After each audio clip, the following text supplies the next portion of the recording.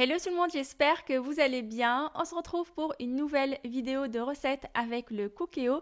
Et comme c'est le mois du Ramadan, j'ai décidé de faire la harira. C'est une soupe marocaine qu'on mange beaucoup pendant ce mois. Elle est très délicieuse et surtout elle est nourrissante pour le corps. Elle est simple à faire, mais par contre ça prend du temps pour la réaliser. Mais le résultat en vaut vraiment la peine.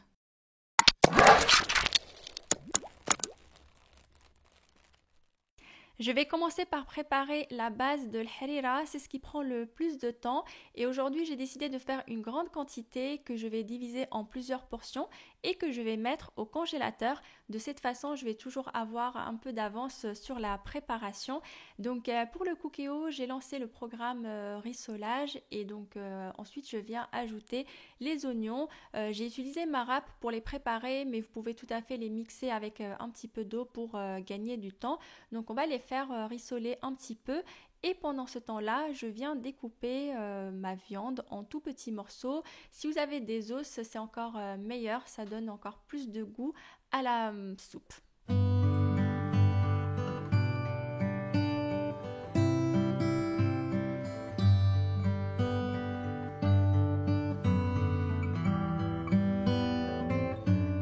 En épices, je vais mettre du sel, du poivre, du curcuma et du gingembre et je mets une bonne quantité. Comme c'est une base, il faut bien la relever, sachant qu'après on va la diluer, on va ajouter pas mal d'eau, donc on risque de perdre un petit peu les saveurs.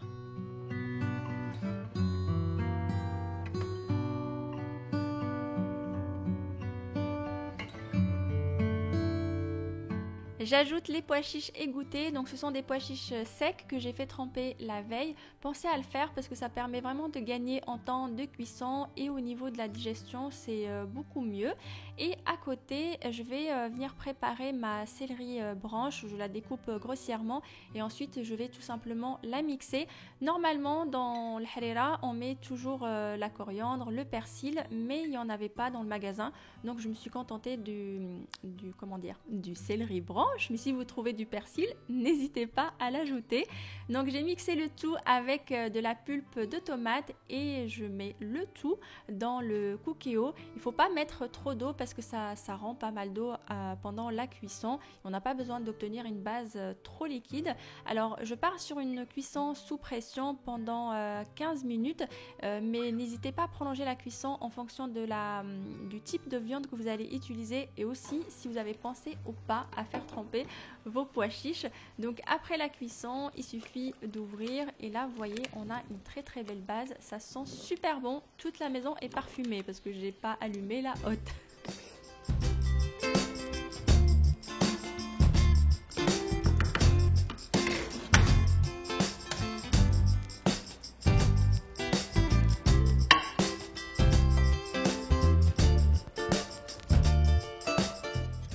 Je divise la préparation en 4, 3 tupperwares qui vont aller au congélateur et la quatrième partie c'est celle que je vais préparer aujourd'hui.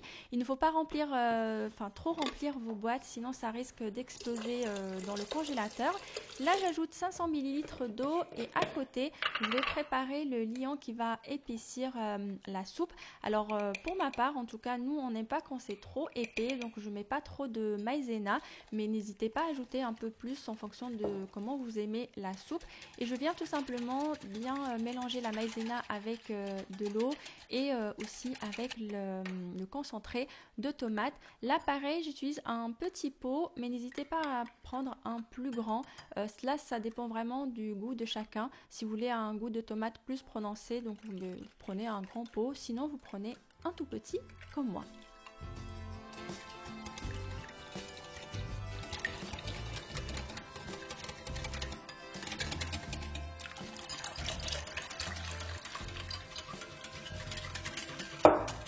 Le cookéo est allumé, il est sur mode rissolage doux. J'ajoute la préparation tout en mélangeant. Bon, la couleur elle est un peu bizarre mais c'est à cause des lumières et les reflets et tout ça. Mais normalement, la couleur, la vraie couleur entre guillemets, elle est un peu rouge.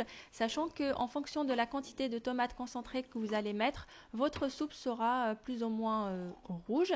Alors j'ajoute aussi le restant de céleri branche que j'ai gardé. Je l'ai mixé avec un petit peu d'eau pour que ça soit plus facile à mixer. Je l'ajoute vraiment en dernier, enfin quasiment en dernier, pour garder la saveur du céleri branche. À ce stade, n'hésitez pas à goûter votre soupe et à rectifier l'assaisonnement. Pour ma part, j'ai ajouté un peu de sel et j'aime toujours ajouter un petit peu de cannelle en fin de cuisson. Une fois que la soupe commence à bouillir, on va ajouter le vermicelle. Ça reste facultatif. Il y en a aussi qui ajoutent un œuf cassé, donc n'hésitez pas à le faire. C'est super bon. Nous, quand on était petits, ma mère elle le faisait tout le temps, mais là, j'ai pas pensé à le faire. Et on laisse tout simplement cuire à peu près 10 minutes en pensant à mélanger assez régulièrement parce que sinon ça a tendance à accrocher dans le fond.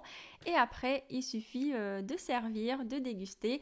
Il y en a aussi qui aiment arroser leur soupe avec quelques gouttes de citron et la déguster aussi avec soit des dattes ou avec des shebakia.